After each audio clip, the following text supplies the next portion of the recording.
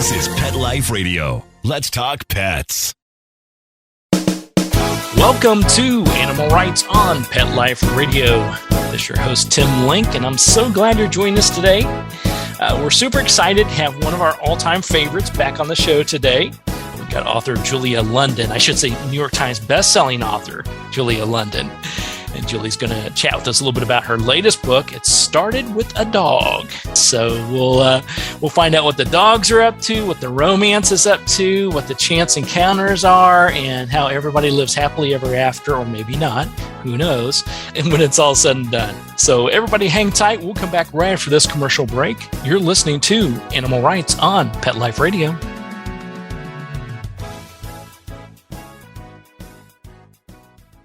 How many of you have pets? My hand's raised. Now think about how lucky you are to have such a sweet little pet in your life, and that pet is lucky to have you too. But unfortunately, there are countless pets out there that don't have a home to call their own. However, Bob's from Skechers is trying to change that. So we developed Bob's for dogs and cats to help pets in need. With every purchase of adorable Bob's footwear or fun, stylish apparel, or even the cutest Bob's pet accessories, Skechers makes a donation to Petco Love to help save shelter pets. And with your help, we've already saved the lives of over 1 million pets and raised over $7 million. So while you're getting style and comfort with features like Skechers' famous memory foam cushioning, you're also helping to save an adorable pet in need and helping another lucky owner be connected with a future best friend and companion, because happiness is having a loving pet by your side. Find Bob's at a Skechers store, Skechers.com, select Petco locations, or wherever stylish footwear is sold. Let's Talk Pets on PetLifeRadio.com. Welcome back to Animal Rights on Pet Life Radio. Joining me now is New York Times bestselling author. You know her from The Lucky Dog, and now she has her latest novel, It Started with a Dog. It's author Julia London. Julia, welcome to the show. Hello. Thanks for having me back, Tim. Yeah, it's always great to have you back. We appreciate it, and we're super excited about the latest. It started with a dog, which it always starts with a dog and ends with a dog, in my opinion. But yes. So tell us a little bit about the novel, without giving away all the secrets, and how this twists and turns and romances and all this good stuff happens, and of course, how the dogs come into play.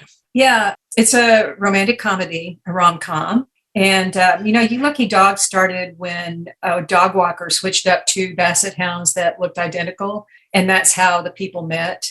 And in this book, on Christmas Eve, some people are in a joint ride share, horrible weather. The driver slams on the brakes and phones go flying. And they end up with the wrong phone. And one of the woman, when she picks up the phone, the wallpaper is of this giant white dog with a pink tongue hanging all the way out. And the man starts texting her immediately. Neither one of them have security on their phones, but that's how they meet. And she's attracted to him because he's got this dog.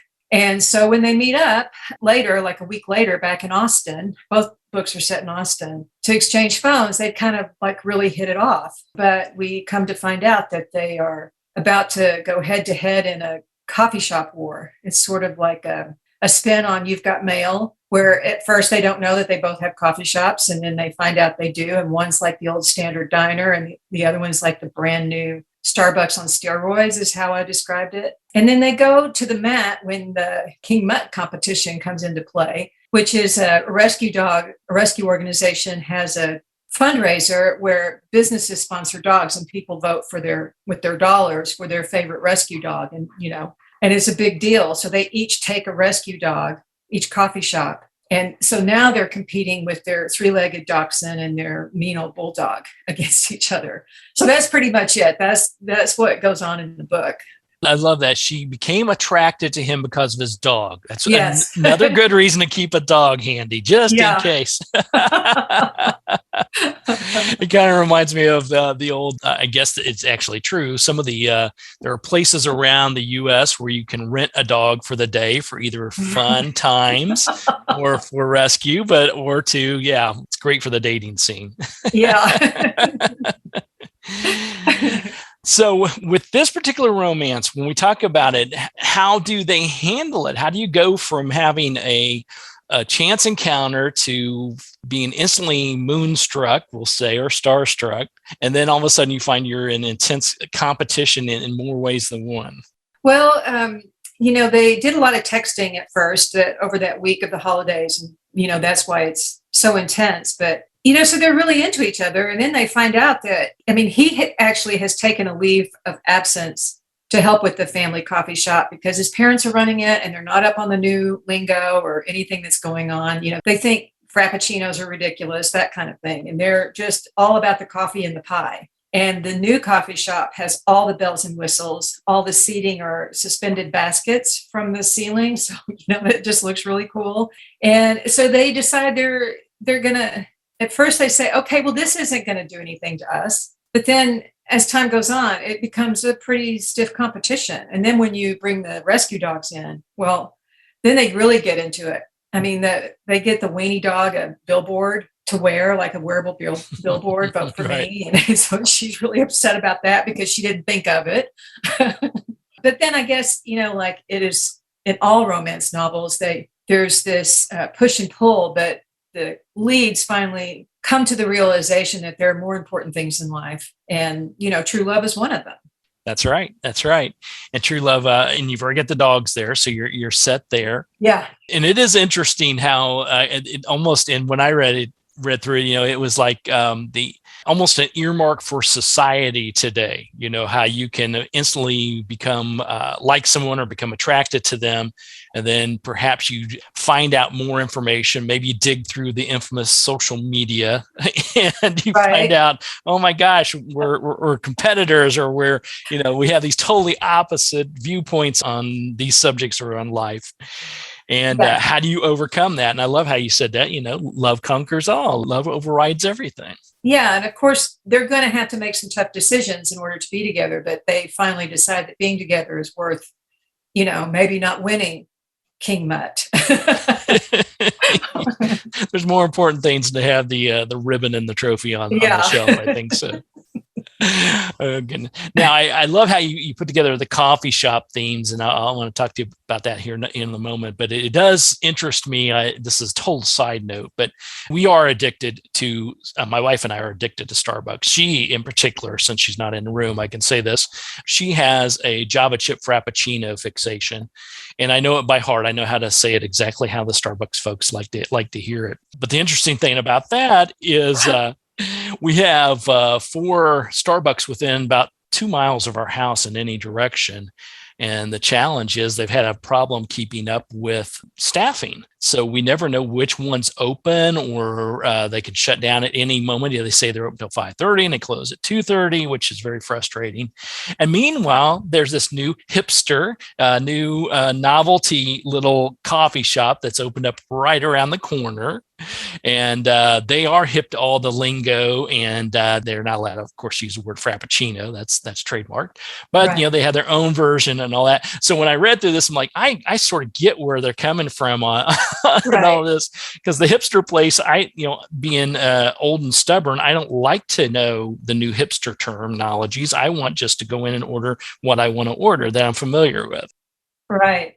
They even have one of the Lucky Star coffee shop is the old style diner, and then Deja Brew is the new one. And the Lucky Star puts in an express lane, and their advertisement is, "Are you tired of waiting in line behind the frappuccinos? Well, come over here and get your coffee very quickly. You don't have to stand there." But I should say that in this book there is a Starbucks close by too. Starbucks is hard to beat in any city. Yes. And it is and I'm going off on a Starbucks theme here, but it just, when I read this, all this struck true to heart with me. I have friends and colleagues. I used to work for a company out of Cambridge, England. And of course, my British friends would always harass us by how many Starbucks we had in the neighborhood. And during my last visit, they not only opened up a Starbucks in the town square, but 2 doors down, their local bookstore also opened up a Starbucks. Yeah. So they had 2 Starbucks within less than 10 steps from each other, basically, is what it was. That's right. And in this book, Starbucks also gets a rescue dog. So there's a lot of rescue dog competition a lot of on the street. I love it. So let us pause there because I want to get into more of the writing styles. But before we leave for the commercial break, when you're putting together this book, it started with a dog and you're putting together the themes of the book. What makes this one unique compared to, say, Your Lucky Dog? Or is it a parallel? Does it sort of feed off of each other? What can fans expect from this one that's perhaps a little different or perhaps very familiar to them? Well, they're both set in Austin is really the only link between the two books, other than they're dog centric. The thing about it started with a dog is that the competition is based on a real competition that happens in San Antonio every year. And San Antonio is very unique in Texas that they have what they call Fiesta, which is it's a week-long celebration of the Battle of the Alamo. And in the San Antonio Humane Society has the King Fido or King Ray Fido, they call it. Now they do it differently. You're just voting for dogs online. They don't actually appear at businesses, but it's a huge fundraiser for them. And I took that idea and set it in Austin, 90 miles north, and actually put it in businesses. But I just thought it was such a great example of some of the creativity that rescue organizations have. And it's quite famous in South Central Texas. And so that's, I borrowed it, but it's basically that from San Antonio. There you go. Well, I like that too. And you do, being a former president of a humane society, each rescue organization is all about trying to get as many dogs and cats and various animals to their right and perfect forever homes. But there is that competition. It is an underlying competition of trying to come up with something that's unique to get people to pick yours perhaps first. And I'm very familiar when you mentioned Austin, very familiar with the some of the Austin rescue organizations, Austin Pets Alive, and the various folks there I've worked with over the years. But it is a unique way. And I love how you pulled from that and blended it into the novel, and also maybe give some people some food for thought as they're working with rescues or volunteering or thinking about adopting a rescue animal. So yeah, and all the rescues in this book are adopted. There you go. Gotta like it. Happy endings for everyone. That's right. Sounds great. All right, we're going to go to a quick commercial break. We'll come back and continue our conversation with Julia London, talk to her a little bit more about her novel, It Started With a Dog, and then talk to Julia a little bit more about her writing and writing styles and all the things that go into making a fantastic romance novel, we'll say. So everybody hang tight. We'll come back right after this commercial break. You're listening to Animal Rights on Pet Life Radio. Sit. Stay. We'll be right back after a short pause. Well, 4 to be exact. For those fortunate to have experienced the deep bond and unconditional love of a companion animal, the death that follows can be one of the most difficult and misunderstood losses to go through. Many times, this devastating loss goes unrecognized and trivialized by family and friends, leaving grieving pet parents struggling to find healthy ways to cope with the loss.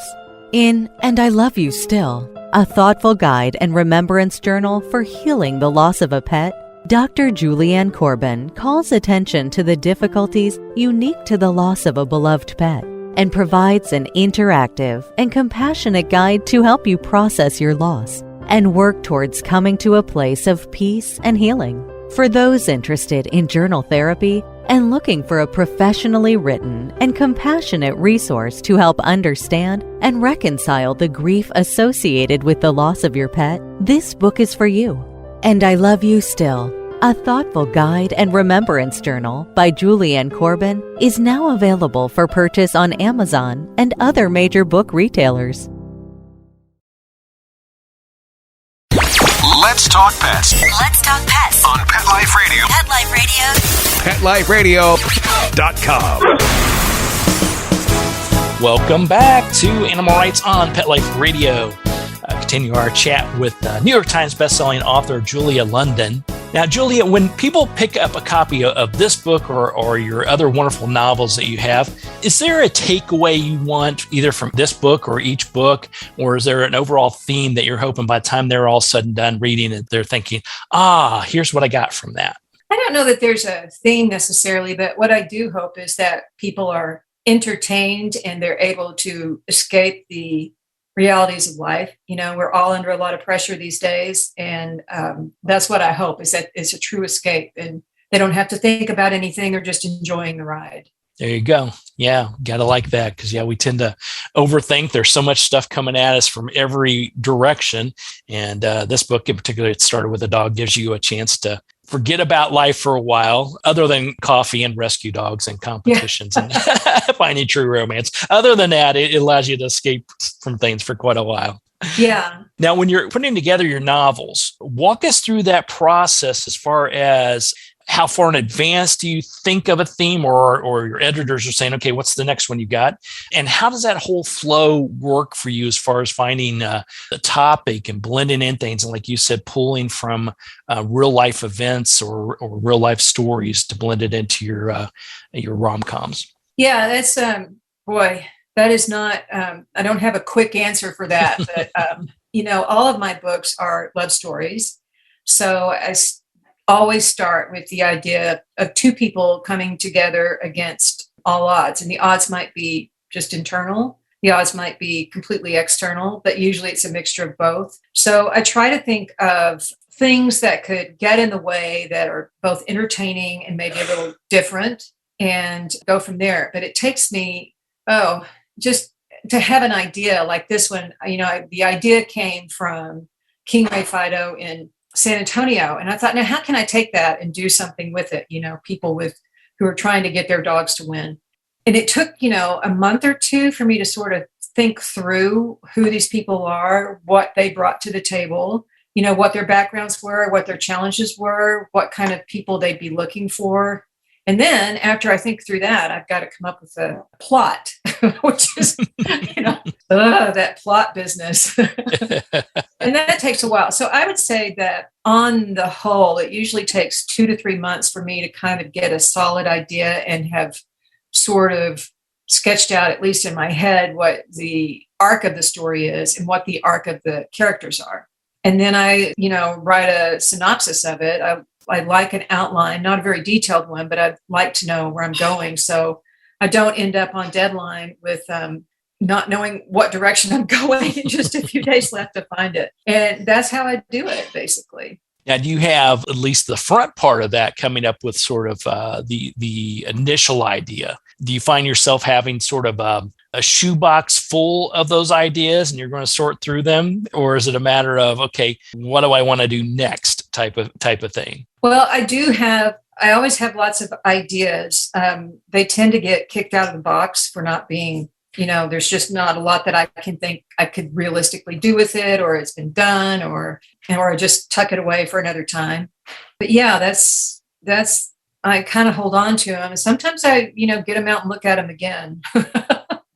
Well, you have to, and that's the way I always find that, the concept, as I'll call it, the initial idea seems fantastic. And like when I write, I keep those handy because sometimes it may not be relevant during the time, or like you said, you can't get enough, I call it meat behind it.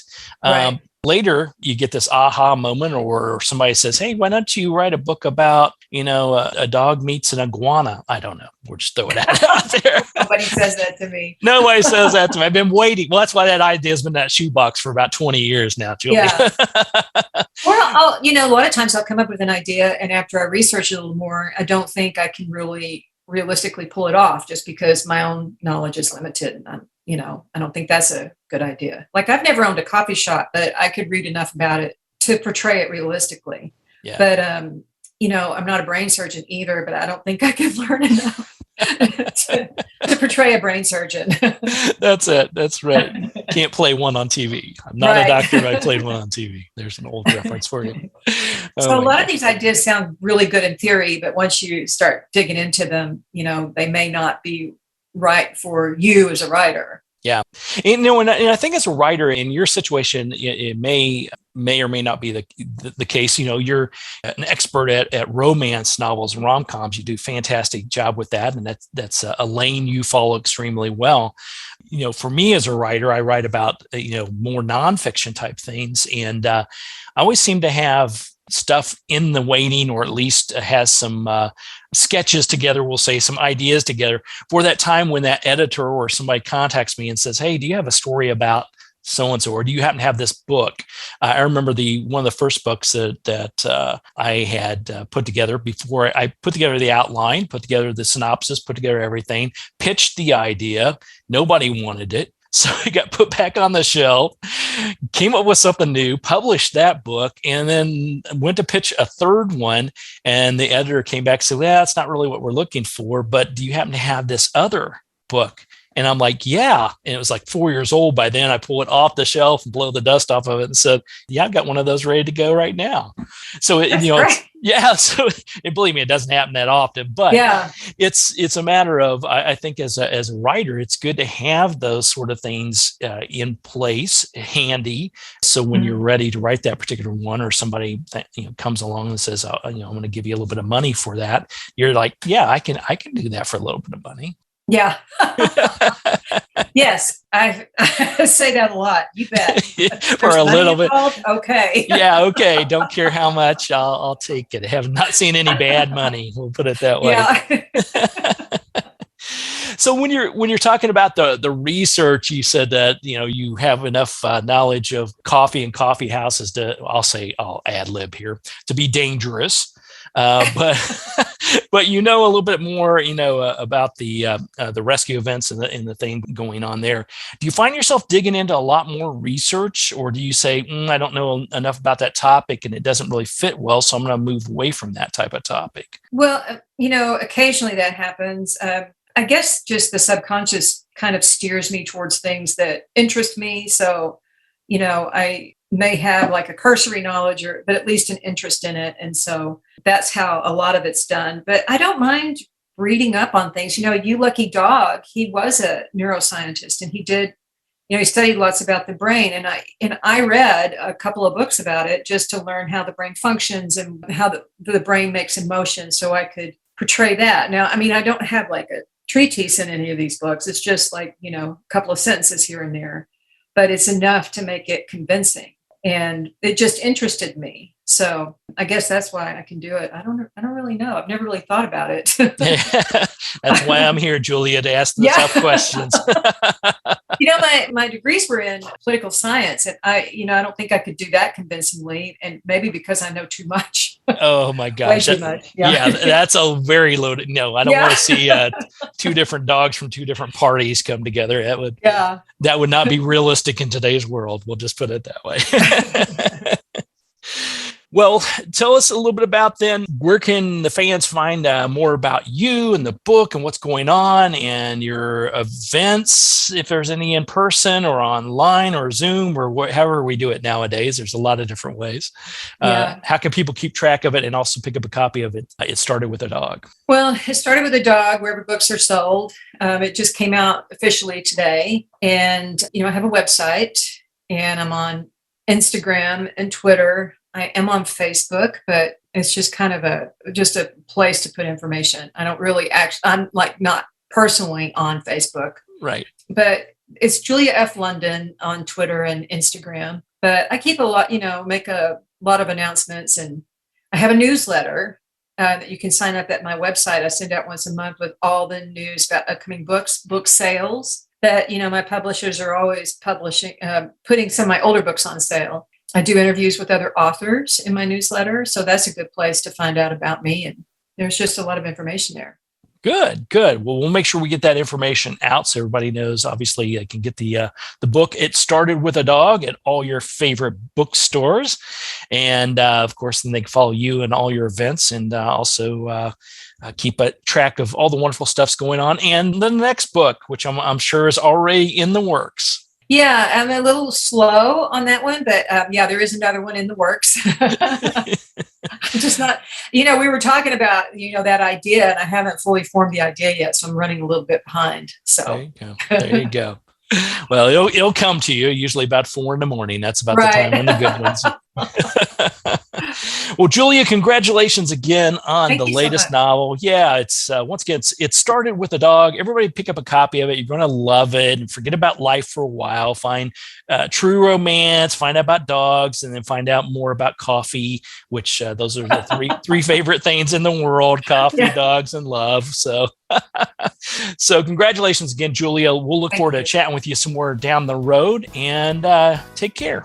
Thank you so much, Tim. All right. Well, we're coming to the end of the show today. I want to thank everyone for listening to Animal Rights on Pet Life Radio. I want to thank the producers and sponsors for making this show possible. If you have any ideas, comments, questions, or authors you want to see on the show, drop us a line. Drop us a line at petliferadio.com. While you're there, check out all the other wonderful shows and hosts. It's a cornucopia of great entertainment. So till next time, write a great story about the animals in your life. Put in a book, an article, or anywhere else you want it. Just get it out there. And who knows, you may be the next guest on Animal Rights on Pet Life Radio. Have a great day. Let's Talk Pets, every week on demand, only on PetLifeRadio.com.